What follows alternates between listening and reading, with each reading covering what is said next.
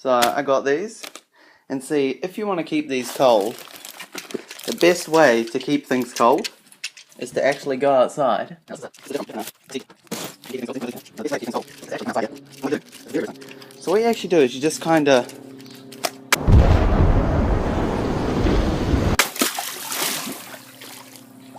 and there you go. You got some cold drinks ready to go.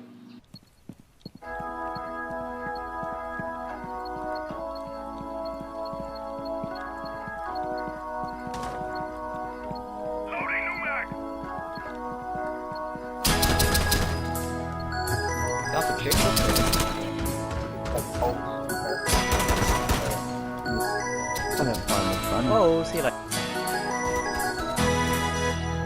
Oh, that was a play out of 10.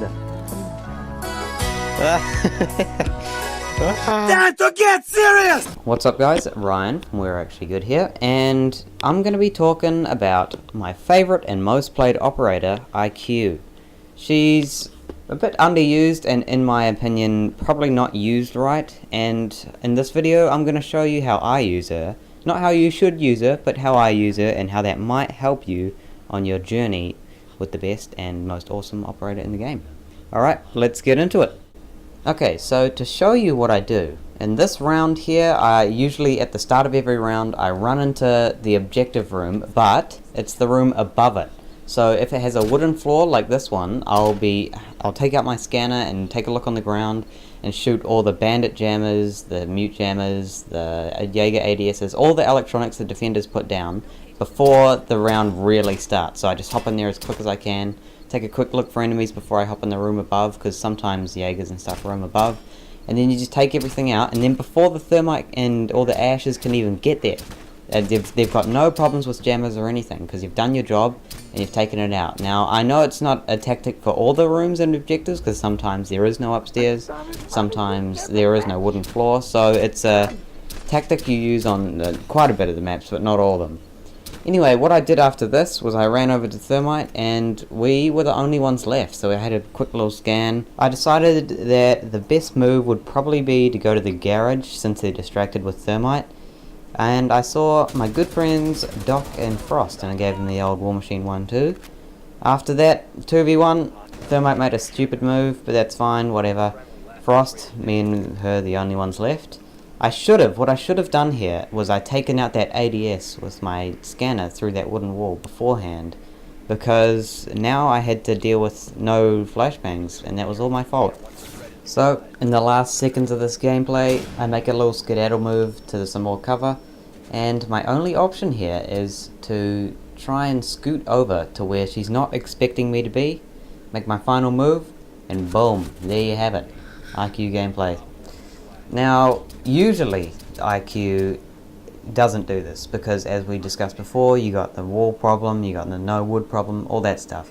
So, usually what I look for, and I'll make a little list here just to make it easy for you, is I look for pulse first, because taking out pulse, lovely work. If pulse isn't there, well, I try and look for wooden walls or floors or anything that can put to my advantage. And if those things don't exist in the game, well, I prioritize Kapkan mines and now Echo drones, because you're just looking for a flat disc thing, and if you take that out, Echo's, boom, he's a pretty useless character. Finally, we'll move on to IQ's weapons. She's got the AUG A2, the assault rifle, which is the one I like to use just because it looks cool and it packs a punch. We've got the 5.52 Commando, which is also pretty good. I know some of my friends who really like using that one, so that is not a bad choice either. She's also got the G8A1 light machine gun. I used to use this a lot, and I'm probably going to start using it more, just because it's got so many rounds and without having to reload. And you can just do suppressive fire. With my tactic, you can just, get to the roofs and spray them down. It's just really good. It's just a really stable, nice machine gun. IQ's secondary is the P12 handgun. It's the same one Blitz uses and the same one Bandit and Jaeger uses. I really like this handgun just because it has so much in the mag, and it's just, I wouldn't say it's like packs a heavy punch, but it's got tons you can just put down range, and it's got a fast reload, nice and reliable. So no complaints there with the secondaries either. She gets, for her gadgets, flashbangs and breach charges. That's really a matter of choice, but I just like using flashbangs because you get to be more mobile, and a bit more offensive, so that's always what I want.